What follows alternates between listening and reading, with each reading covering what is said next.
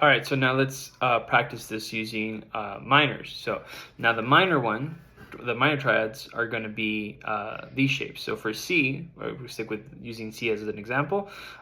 Major would have been 5, 5, 3. To make that minor, we're going to scoot that B string down. And now we have a 5, 4, 3. That becomes our minor chord. That's, again, as a recap of the lesson we did last time, that's our third. That's the third note of the scale for that chord that makes it into, by flattening it, we make it into a minor. Do the same thing with our first inversion.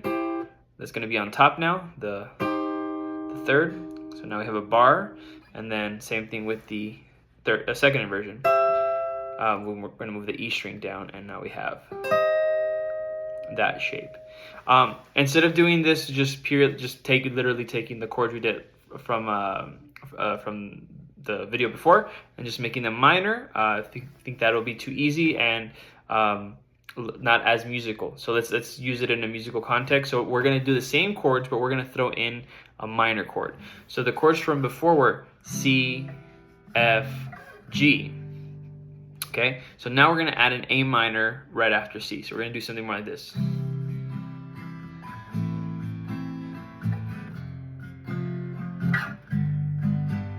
Same thing.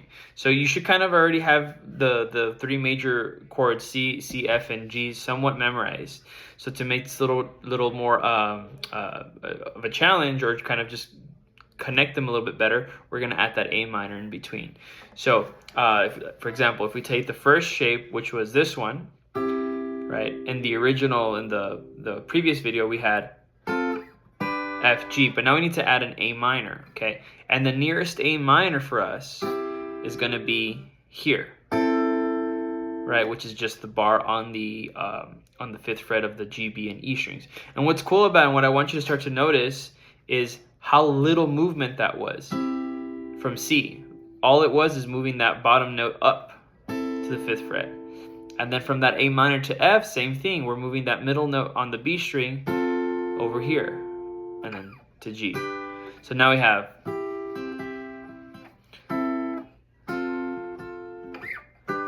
right, and we're gonna do the same thing with the other inversion. So what I mean by that is our starting chord C is going to be inverted to first or second inversion, and the other inversions for the other chords are going to follow too, right? So we're just going to take whatever's closest. So C major in first inversion, right?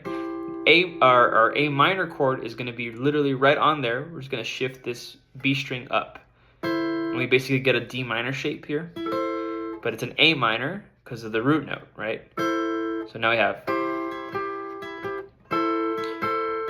and then we're gonna shift our G string up, and now we have an F. See how little movement that was? And then to G. And then finally our second inversion for C, right? Move this one up to this 14th fret. Now our A minor, F, and G, and then you can do the same thing an octave below, right? C, A minor, F, G. And that's basically it, and you can practice doing that. I think a good way to practice both things, major and the minor, or adding a minor chord to it, is to just do them in sequence. So if you want to have some kind of looping behind it, or find a chord progression on YouTube or whatever, and follow that instead, and just go through it. So instead of going for example, taking the bigger giant chords, right? Oh, sorry.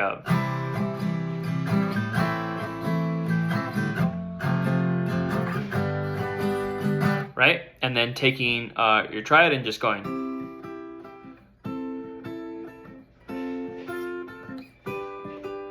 And then repeating it. Instead of doing that, go through all of those groupings. So you would do something more like this. And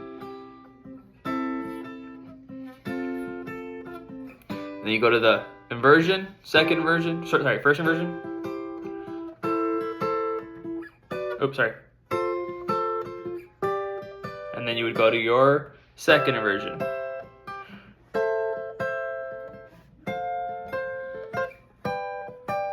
This way you get through the whole neck, right? And this is a really cool way to connect things too, right? So like, let's say you were going to go into some other section, you can use these like little triad connectors to get to a different part of the neck just by using that as a way of connecting from the 3rd fret all the way up to the 15th, right? Which is really cool.